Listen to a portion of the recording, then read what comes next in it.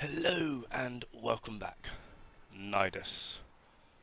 Don't worry about my colours, I am colourblind, so I can't see it. You guys have to. Ha ha. Right, first of all, from what I've noticed of this frame, he is quite greedy. Everything revolves around those stacks. Before making this video, I played around on a Heracon for a little bit, and I got introduced to 3 Toncore babies, and to be honest, I completely sucked. Couldn't do anything, died a lot.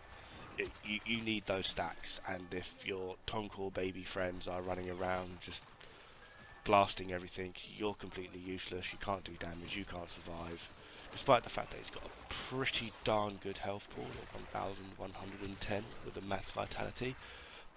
But then so does Ash Prime, so it's not exactly particularly anything to brag about, especially when you think the other frame we have with Outer Shield with a max vitality has 4620.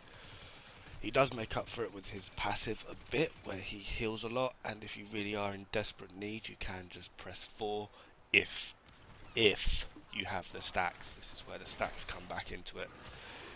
The damage he deals is also multiplied by the stacks. It's every 5 stacks you will get a multiplier, so it goes times 5, times 10, times 15, times 20, and so on and so on and so on, until you get to times 100 stacks, which is times 100, which is bloody impressive when you press 1. It's just like good night sweet prince and everything in that line. Kind of wish the arc was a bit wider. Maybe that could be an idea for an augment mod. Make the arc, I don't know, make it sort of like a fan shape, almost like Frost's Ice Wave. That could be an interesting thing. Definitely be a good way to get a few more stacks, because as I keep saying, it's all about the stacks.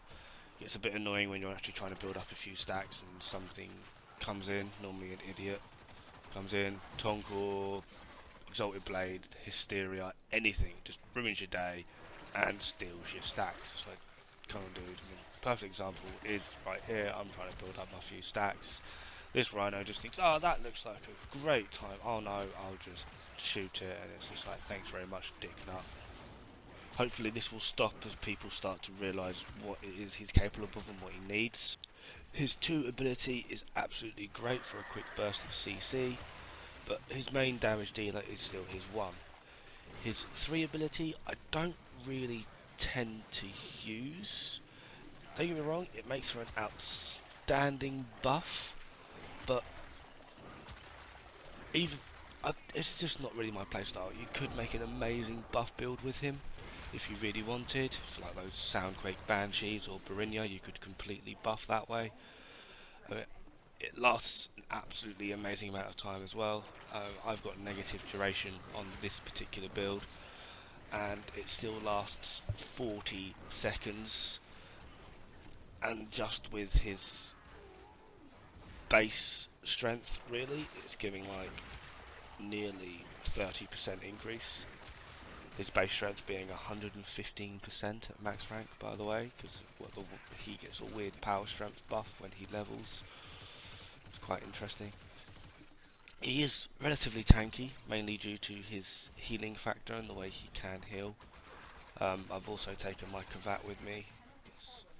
I don't know, I just thought it might be an interesting thing. And adding in the new melee weapon, I mean, you can see I'm pounding away at Kayla here, and I do get hit a few times, but the health pretty much skyrockets straight back up from the healing of these weapons, so that could be another interesting way to heal.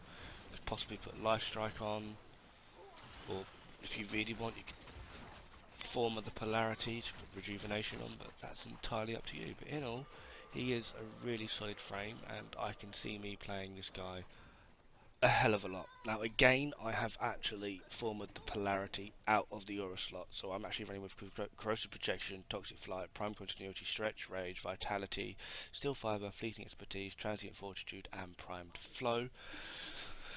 Like I said, I've got decreased duration on this, but still I've got quite a lot of damage, and as you can see, for all this moves, my Parasitic Link still lasts a good 40 odd seconds. Main downside being the Ravenous. The duration on that is quite low, but the healing return as well as the damage is pretty darn good. Now, the second build I have is based around the use of the new melee weapon. As you can see, I've got Steel Fibre, Toxic Flight again, Prime Continuity, Overextended, Streamlined, Vitality, Steel Fibre, Constitution, Rage, and Primed Flow. Basic idea is get a few stacks up, press 4, stay within your 4th ability's radius, and just punch things. Anyway, that's me. Thank you very much for watching, and I'll see you next time.